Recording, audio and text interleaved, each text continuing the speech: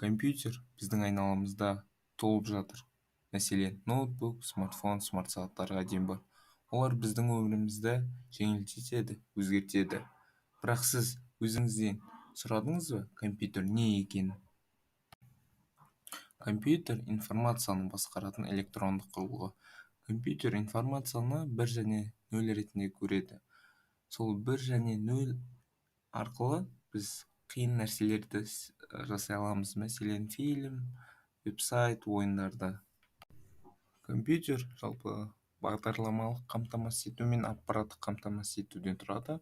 Аппараттық қамтамасыз ету ағылшынша айтқанда хардвер дейді. Яғни ол какой-то физикалық нәрсе, сіз ұстай аласыз оны.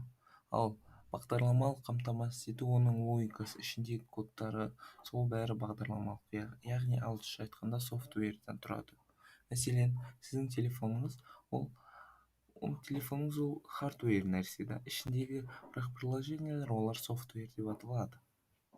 Операциялық жүйелер, operation system дейді ағылшынша. Дербес компьютерде негізі көбінесе ең көп танымал ол Windows, ал Macintosh яғни iPhone ноутбуктарында ол macOS деп аталады. Ал бұл операциялық жүйелер ол телефонда да болады. Мәселен, біздің смартфонымыз iOS немесе Android болуы мүмкін.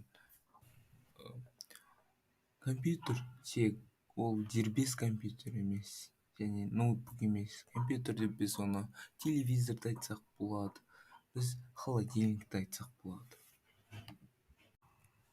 Бәріңе рахмет қарағандарыңызға. Лайк және комментарий жазып кетеміз.